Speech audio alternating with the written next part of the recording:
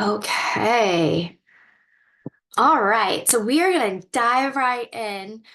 Today, we are going to be discussing mastering marketing and promotions, how you can drive sales, build loyalty, and boost your brand awareness through WeShop SE, but also through your general, marketing channels for your business. The previous two sessions, we talked about kind of laying the foundation, identifying your target customer group. We looked at using SEO to help enhance your online presence and also visual tools. So today we're going to talk about like how you now leverage those and market your business online. So the agenda for today is the power of integrated marketing. We're going to talk about, its reach, its opportunities, promotions versus loyalty programs, how they're different when you use them, some great examples we can point to that are out there in the marketplace for us to learn from some of the companies that, execute them on a regular basis or have very robust ones. Key marketing levers that you have at your disposal that you could kind of layer in at different moments or run all simultaneously. And then finally, building a winning strategy that you can implement and begin to integrate your marketing efforts and modify them to keep growing and advancing and building your business and driving sales. So, what is IMC? Integrated marketing really just talks about combining the different promotional tools that you have at your disposal to create unified messages that enhance specific consumer segments. And then you then measure those impacts against your marketing campaigns and goals and things you're trying to achieve, right? The focus is to enhance your brand perception through these marketing efforts, increase your customer retention, personalize your communication and get very, targeted and specific, and also reach your target customer base, but also some of those fragmented customer segments that could become new loyalists for you. So Nielsen data tells us, what is really the power of the integrated marketing approach. 23 Nielsen data tells us that it indicates that consistent brand messaging across channels increases purchase likelihood by 23% with consumers when there's that really focused and consistent drumbeat happening. It also leads to higher brand recall for consistent multi-channel campaigns that you would be running. Consumers are recalling those at a 30% higher rate, and therefore that's leading to higher conversions and, in the end, loyalty. So when we're combining all of these marketing channels and we're having consistent messaging, visuals, copy against them, promotional activity, and loyalty offerings, it leads to a much higher success rate than kind of doing only one or not sort of keeping that consistency across all the channels. And we reviewed that last week. So if you missed that session, please go back because there's a lot more detail on the visual and the consistent messaging in that session, but we're going to build on that for today. So, as a quick reminder, this was also covered in session one. Really, this begins by understanding your customer, knowing your audience. Who are your ideal customers? What are their demographics? What are their interests? What are their existing behaviors today? And then what behaviors would you like to see? It's kind of bridging that gap. A lot of the activities you'll look to design or programs you'll implement or promotions you'll offer will really be about kind of reaching them. So you have to know who they are, what they do, what their behaviors are, what their interests are, to be able to effectively design your promotions and loyalty programs to get the outcomes you want. What are their specific pain points and desires? And then how can you position your promotions and loyalty to address those pain points and desires, right? And be competitive in the marketplace. Where do they spend their time online and offline? These are really, really important things to know because it will help you focus your budget so that you can reach the right audience at the right time where they are. And what are their preferred communication channels? So, do they prefer phone for support or help? Some industries are still very like conversational heavy. They want to talk to a human. Do they like chat? Are they great with social media and messaging there or commenting, on those channels, kind of following your content? Some pro tips that we always like to give is how you can kind of get to know these answers to design your marketing promotions is using all the data sources you have available to you. So that could be a customer relationship management database that you have, maybe an email database. Social media analytics is great. Website traffic analytics is wonderful. Maybe you do customer surveys from time to time to check in with your customers for feedback. And also your WeShop SE dashboard has some great insights for you. So you can kind of pull from a number of different data sources to help you determine, who are those ideal customers? What are their pain points? Where are they hanging out online and offline? And then how do they prefer to receive communication? Email, social, whatever that channel might be. So the difference between promotions and loyalty programs, they are very different in design and also approach. So you can think of promotions as like those short-term designed to drive immediate sales. There are your flash sales, your contests, your discounts that you're offering for a defined period of time. Those are promotions, right? I'm trying to create a action in a confined time, usually time period or space, or around a holiday or around a special event. Something of that nature is like a forcing function or factor. Their goal, the focus is you're hoping to attract new customers and also engage immediate purchases with your existing customer base, but also maybe reach a new targeted segment or a niche segment. There's some examples off here right here that I've pulled just from, things that have landed in my inbox that I see brands do kind of consistent basis. Those could be flash sales, limited time discounts on maybe select merchandise. Like, so maybe you're honing in on like one specific category or one specific service and doing a flash special. A BOGO or a buy one, get one are also great, for traffic driving and kind of creating like that add-on purchase or reason to buy. Different deals to encourage larger purchases. Maybe it's like you get a free gift when you spend $125. Those are great, as well as shipping offers. We lump shipping offers into this, even when there's a minimum purchase price, because it's incentivizing the sale and it's also reducing the perceived cost of that purchase because the shipping is free, right? Uh, the math, sometimes we talk about it, is like girl retail math if you're onto that trend. There's a lot of funny social videos that will talk about these promos businesses will run and how you're really saving money, right? And getting an extreme value at certain points of the year. So they're funny if you want to Google them and watch. Loyalty programs, however, really kind of take a different approach, and these are your long-term strategies. So these are really designed to build trust as well as lasting customer relationships and give your business an advantage over others in the marketplace because they're being rewarded for their loyalty, right? And they're having a specific reason to put you at the top of the list when they maybe need that service or product, right? They're building loyalty with you through shopping and participating in your loyalty program. So this is rewarding. The focus is really not necessarily on reaching new customers or trying to drive add-on sales or time period sales, holiday sales with existing customers. This is really meant to reward those repeat customers and help foster and build that brand trust as well as brand loyalty with those that you've reached and brought into your brand.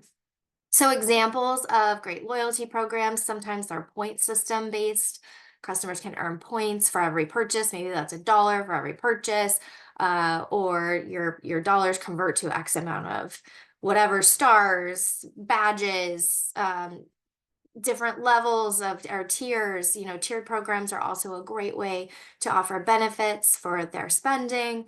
And a third that I always like to make sure that we talk a lot about, because I think this is where small businesses have like a great advantage, is exclusive access or uniqueness of your business, maybe, or even services as an addition to your business. That could be anything from early access sales, pre-sales of product launches, personalized capabilities, whatever that could be for your business. There's a number of different ways to kind of build loyalty through just exclusive offers and not necessarily, throwing discounts at everything. And that might be potentially margin eroding. But businesses that effectively combine promotional activity with loyalty offerings tend to realize greater sales productivity.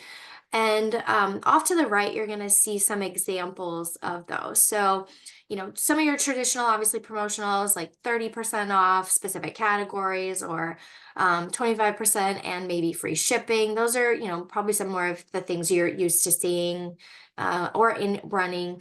But others could be things like there's one here from a yoga studio in town that I love. And for the month of Valentine's or the week of Valentine's Day, they ran a promotion where it's like bring a friend for free, right? And this is their short-term way of engaging their existing customer base and network and trying to reach a new customer and invite them into this space and hopefully convert them to a customer. So they were giving free service for a defined period of time, right? In order to hopefully reach a new consumer through their loyal business practitioners and participants in their classes. Some of the other loyalty offerings that you might see are if you like sign up for so I have a Chase example. My father sent me this because we're going to be traveling internationally and they have a no international card that he isn't, enjoying. And so he sent me his, loyalty link, right? And so he gets rewards if I sign up, right? So that's another great way to another element to build into a loyalty program when they reward them for sharing your business, right? These are great things to do when you have a customer that is committed and is interested in supporting you on an ongoing basis. The little kind of craft box that has the tube there, that's actually a perfume company, and I love this company. It's called Fern. They are small batch perfumery out of England, and their whole business model is very interesting. So I encourage you to kind of check it out because I think there's some real great small business nuggets in there. They produce 4 cents a year. They have release dates, and you have to be on their sort of wait list. Like it is totally loyalty driven.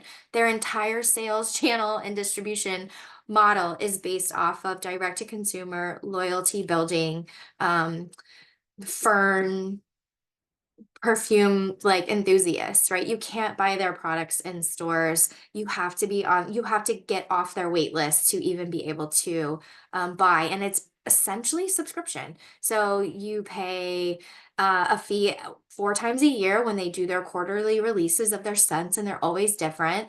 And they make the process really easy for the consumer. And if you don't like that seasoned scent, you can send it back free. They always give you a free sample in your delivery, and you can come off the wait list if you don't want to participate anymore. So it's a great way to kind of experience a product that traditionally you want to probably go and smell and try on your body, right? But they've created this really fun and exclusive offering around these custom scents, and their language on their copy for their product is amazing. It's almost like you can smell or visualize it without even touching it. So it's a great brand, I think, to review just to get some ideas. And then another great loyalty program that I see, a larger franchise running is Pliables. My teenagers love Pliables, and they have a great loyalty program where every time you buy a bowl, you're earning points, and pretty much every time you go in, there's usually some coupon that you can get, and then they run little promotional activity around that to help you special bowls or special smoothies that they offer seasonally to kind of keep it interesting, right? So they've really done a nice job of balancing the loyalty side with the promotional side to kind of keep building that relationship and driving customers and sales throughout the year. And if anybody has any questions, feel free to drop them in the chat, but we will also have time at the end if you do want to hold them. All right, so what are your key levers and when do you use them? So Some of the areas that you might already be using today or maybe want to implement, I think social media marketing is probably the number one channel that I see small businesses using on a regular basis. You're using it typically to build brand awareness, engaging with customers, trying to drive website traffic or even in-store foot traffic. You're also potentially running ads through these platforms, targeted ads. So an example could be like utilizing Instagram Reels to showcase your products and engage with a specific audience, right? A target audience. Another might be email marketing, and we hope you're using email marketing. This is the best way to continue to build loyalty and get customers into a loyalty program if you have one, or nurture one. So when you're using this, you're running targeted promotions through your email. Maybe it's a weekly newsletter. You're nurturing leads. You're sharing content that's exciting to them. You're continuing to build the customer relationship. Maybe you're sending them a birthday email. You're announcing your promotional offerings also through your email channel, right? So you're using your email to leverage promotional activity as well as like a loyalty program that you might be offering. I'm going to go to the next slide and then we'll finish with paid advertising. So content marketing is also an area that I see small businesses using mostly in the social media space, but there's other ways to use content marketing as well. So when you're using this, you're typically trying to establish maybe thought leadership in an area. So maybe you're more a service-based business and you have a lot of knowledge in this industry. And so you're sharing that knowledge through various tips and tricks. Like, here's my pro tip, here's my point of view on this. Maybe you're doing talks or seminars or publishing books or guides. Like, those are great ways to establish thought leadership. You're through this activity, you're typically building a lot of brand trust for your business and yourself as the leader of that business, and you're attracting organic traffic. So this is a really great way to leverage SEO, which we'll talk about in just a moment. So content marketing can be executed in so many different ways, but it is an important element, and specifically for businesses that I would say lean on the service side, it's one that I hope to see leveraged more, or I think can be leveraged more. So if you're not doing content marketing, it's definitely worthwhile to sit down and develop a strategy on how you could deliver that on your social media channel, or even in your email marketing, or what else needs to be created and established to bring that thought leadership forward. Search engine optimization. So we talked about this in the previous two sessions as well, a little bit more in depth, but you're typically using this to improve your website visibility on search engines and results page. That's typically the priority there, right? I want to be found in search, and sort of content marketing and that's a really great way to drive that. An example might be, which we talked about last week, optimizing your product descriptions and your website content with relevant keywords. And then finally, paid advertising is when you're using paid advertising is typically you want to reach a wider audience. You've really hit, like, you have that great content and you've got your, all of the points of sending that you want your customers to go to, your traffic areas, and now you want to reach a wider audience. You want to kind of like pour gasoline on that, right? And make that fire bigger. So you're using paid advertising to really drive immediate results on things that you've seen kind of work organically, and targeting specific demographics with that, right? To control your spend on, maybe Google or social media platforms or any other relevant channels. I'm gonna just mute. Sorry, guys, there's a little background noise. So, okay, great. Now we're going to talk about some exceptional businesses in action, right? So, I like to kind of point to the bigger brands just because I think we've all have a deeper understanding of their business and how they operate. And I think it hits a little bit more close to home, but there's really great lessons that we can learn and we can implement at the small business level. So Nike is one that, multi-generational brand, right? Innovative company. They're really effective at integrating sports, culture, and technology, both at the professional level, all the way down to the everyday athlete, right? Just the end of the streetwear. I mean, even streetwear, fashion, right? They've done a really great job over the decades. I know they've had a lot of time, but they've done a great job of staying current, reaching their customer markets, finding those customer segments, innovating their product design to create a really powerful brand identity that can engage the consumer or different types of consumers, right? So Nike's Just Do It campaign, everybody kind of knows the slogan, the symbol. They don't, when you see the symbol, you don't even, you just hear it in your brain, right? It's ingrained. It's consistent. The branding is identifiable. You know Nike when you see it on the street. So its campaigns are iconic. It's definitely inspiring, and they focus on not just the professional side of the house, but everybody, the everyday user to just push their limits, right? That's kind of their brand ethos. And they're really effectively using a number of integrated marketing channels. So everything from social media and how they show their stories there is great at attracting new audiences and creating a great storytelling experience for Nike that translates into sales for their brand. So they've been, one that's had to continually reinvent to stay relevant, but they always stay very core to who they are, what they do, and really integrating customers in all these different segments when and how they need to. Another really iconic brand and business that I think does exceptional marketing is Disney. And I mean, Disney, I think some schools have like an entire semester just dedicated to like school programs just dedicated to analyzing Disney because they are a powerhouse, right?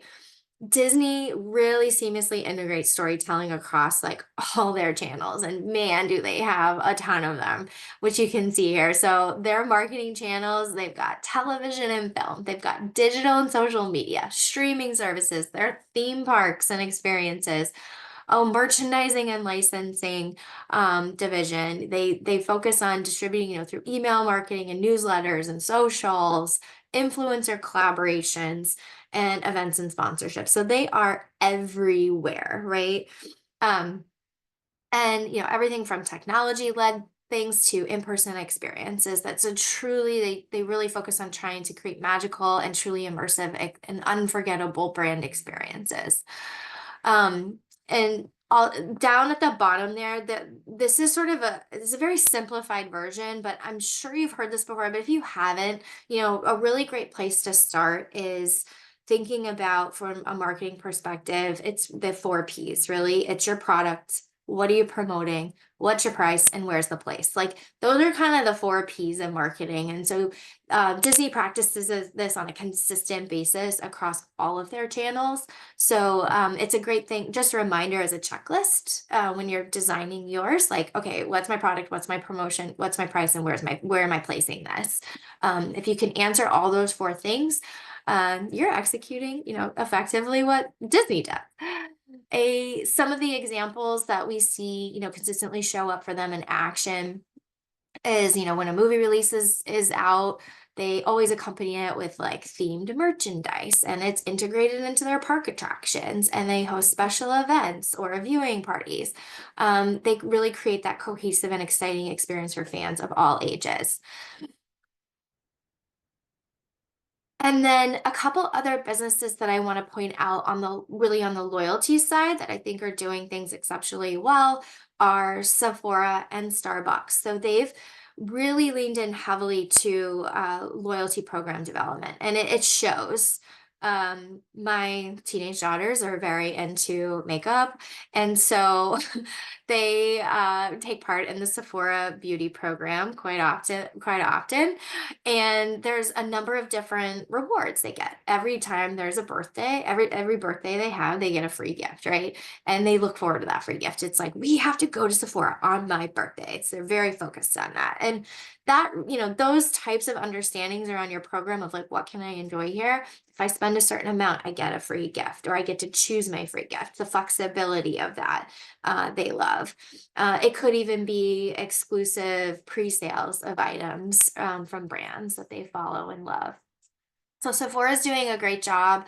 I just grabbed a quick like Beauty Insider snippet, so you could kind of get a sense of how they position it. But you can investigate that more, sign up yourself if you're not a member, just to explore how are they executing it, how are they doing it. Starbucks is another one who's integrated this into their app really seamlessly.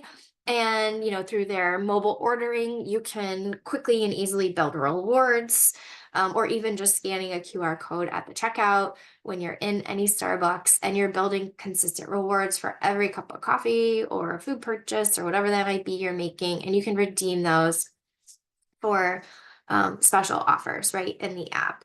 And they make it very seamless and easy for you to do that. So, creating a winning promotional calendar. So, let's talk about some of the key considerations. Now that we kind of understand the difference between loyalty programs and promotional activity, as well as we've identified our target, consumer who we're trying to reach, we know our 4Ps. What are some of the other key considerations I need to think about to kind of design this winning promotional calendar? Because it's like, okay, now we got all the concepts, let's like plan it out, right? And we do have some tools on the We Shop SC back office for small businesses. And in our small business marketing guide, there's a number of different tools and resources that can help you to translate this. But the things you always want to keep in mind, what are the seasonal trends? So you want to align your promotions with the holiday seasons or industry events that are taking place, or even anything like maybe that's just an anniversary for your business. Like that's also a seasonal trend, even though it's specific to you. So I always like to start with just kind of looking at like, well, what's my season look like, and break it into quarters. So if there's a really important holiday or event or anniversary or whatever that might be, like you plan those, you lay those out first, right? You know when they're happening, and then you design things around it to leverage those holidays and be competitive in that space. So then you want to look at your competitor analysis as well and kind of understand, well, what's everybody else in my competition sector doing? You want to monitor their activity or kind of look back at the history of their activity and identify how you can differentiate. Because typically, what we see, especially during these key seasonal areas, is like there's a lot of competition, right? And so, how do you break through the noise when customers are being bombarded with offers or messaging or loyalty, pushes? So, how can you break through? So, it's a great way, understanding and analyzing your competitors and know what they're doing to kind of help figure out how to differentiate your business. You could use humor, you could use emotional connections. Like, there's a number of different marketing messages you can lean on to create that differentiation, but understanding kind of what your customers are doing and maybe figuring out a new angle is a great way to help you design this marketing promotional calendar. Next, you want to identify your budget constraints, right? So you want to think about what type of budget do I want to dedicate towards my marketing efforts? And then you want to figure out how you're going to allocate those funds, right? Do I want to focus 30% of those funds on digital, or do I need to do that into print or direct mail, or through social ad spend?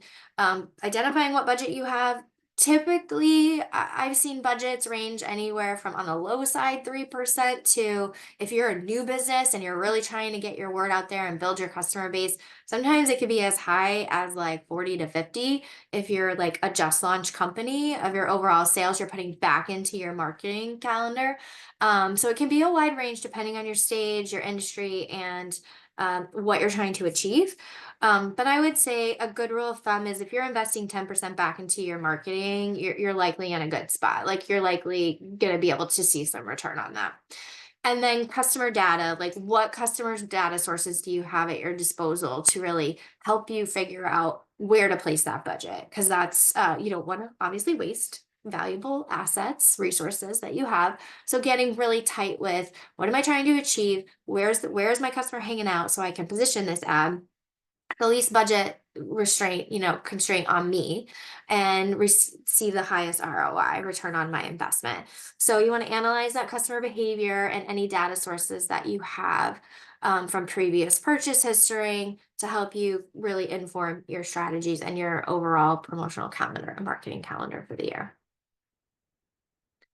So when we kind of turn the focus from the calendar and the promotional planning, and we think about layering in a loyalty program, these are the best practices we want to make sure we're implementing. And we're taking these from really the big guys who, let's face it, they've spent the money, they've done the hard work. Let's learn from what's working from them and let's implement it, and let's save ourselves a lot of time and a lot of money in creating and crafting, right? Those on the small business sector side.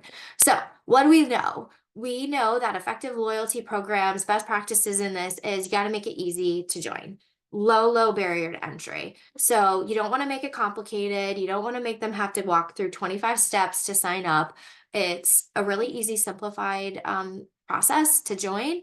And it's minimal barrier for them to entry. There should be, everything from just name and email and maybe birthday, and that's it. And you're signed up. Welcome to our program. And then from there, you want to make sure you're offering meaningful rewards. So in order to get them to give you their information, to sign them up and create that loyalty and start messaging them, because that's the trade-off they're giving you, right? They're saying, I'm going to join your program because your rewards are meaningful and you're going to talk to me when I want to be talked to about what I want to hear from you for, right? So the incentives are valuable to your target audience. So you really need to know your customer and what's going to move the needle. Like what meaningful rewards can I put forth that are not going to hinder my business, but they will drive sales and they will lead to building loyalty and engaging new customers into my brand, right? When I'm able to reach them through my promotional calendar or other marketing initiatives. You want to be sure you're providing very clear communication on whatever program rules or benefits or redemption options you're making available. And I say, if you're just venturing into loyalty, keep it as simple as possible, with maybe some just really, really strong. You don't have to offer 25 different ways to be rewarded through the business. It could just be three key core things, right? Or even one. It could be they're just building points and then they can redeem those points for gift card values. Like it could be that simple.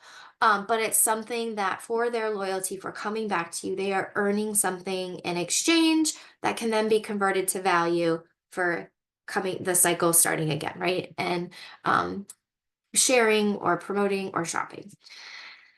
You want to try to personalize the experience as best you can. This can be difficult in the beginning, or even once you've grown a loyalty program. Sometimes this is where I think it gets a little bit trickier for small businesses to really get that like high level of personalized experience around their loyalty program, but it's achievable.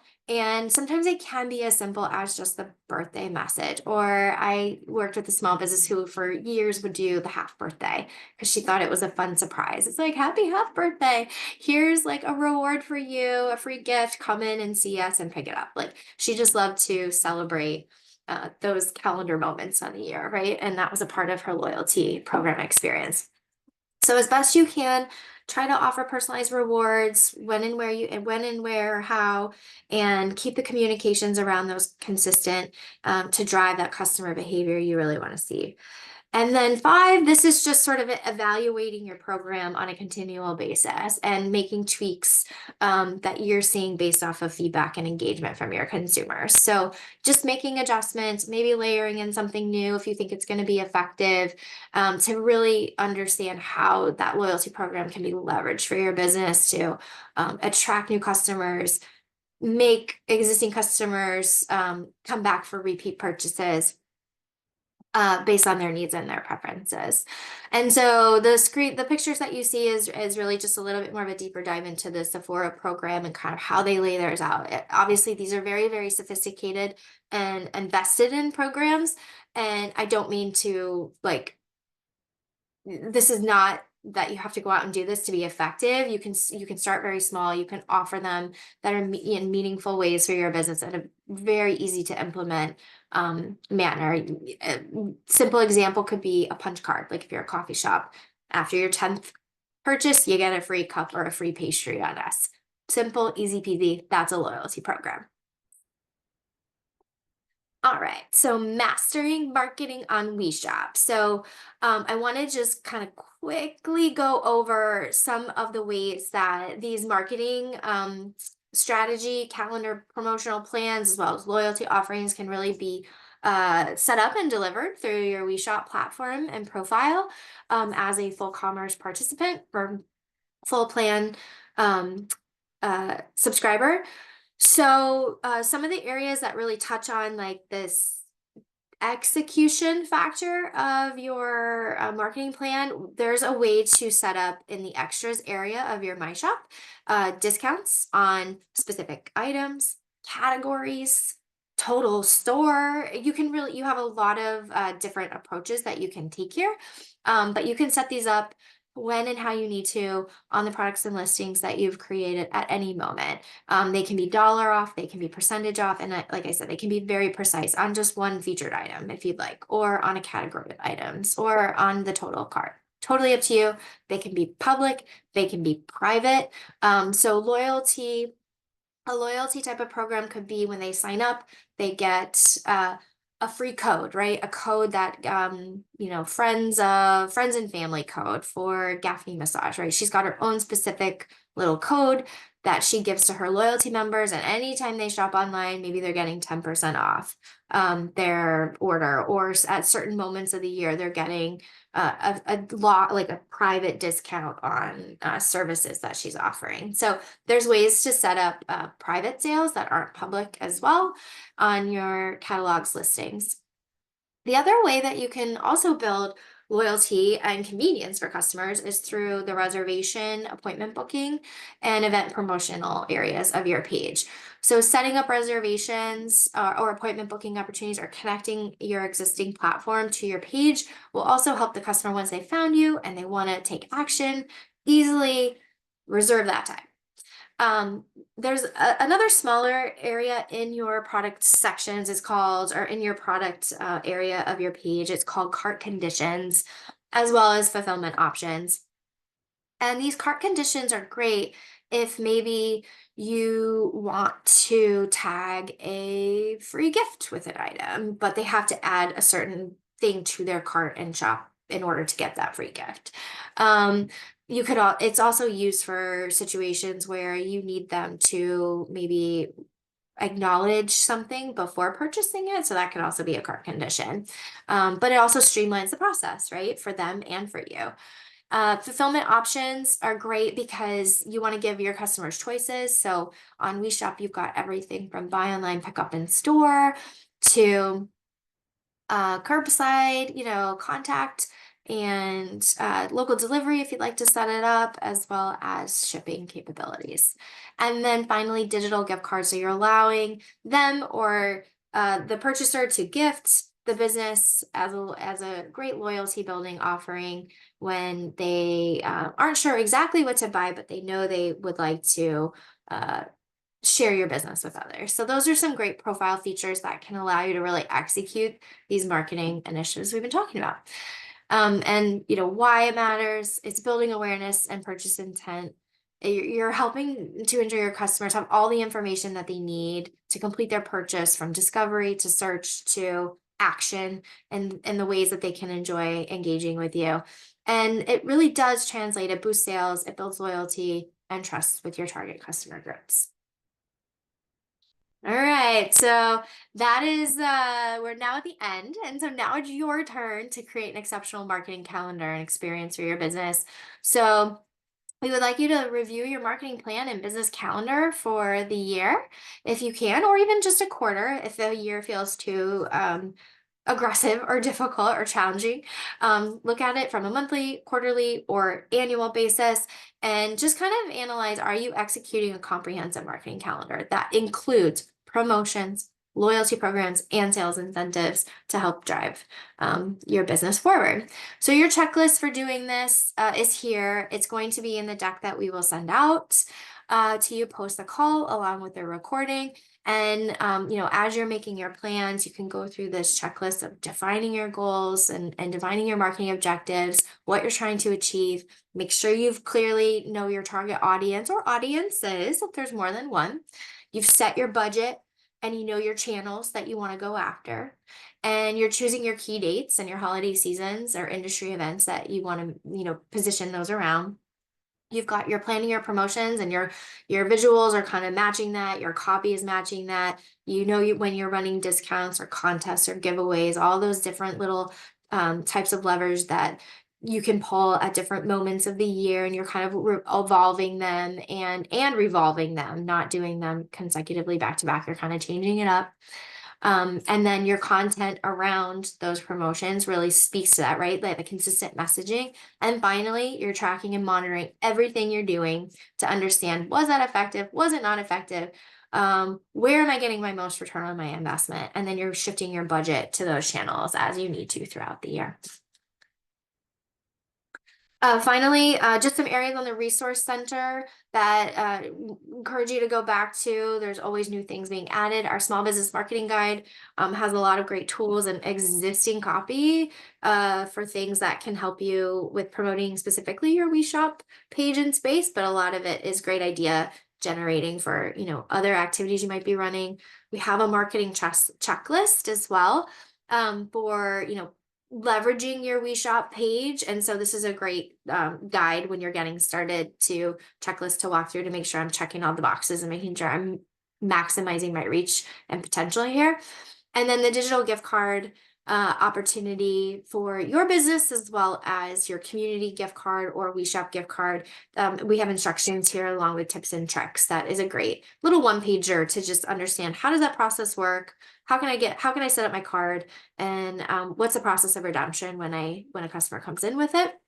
And we have a marketing and e-commerce workbook as well, with a separate guide that's focused on holidays, that's continuing to be built out as we move throughout the year.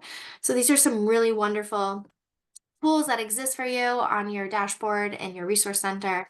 And now I'm going to open it up for Q&A, and I'm going to stop recording now. And thank you all for your engagement participation.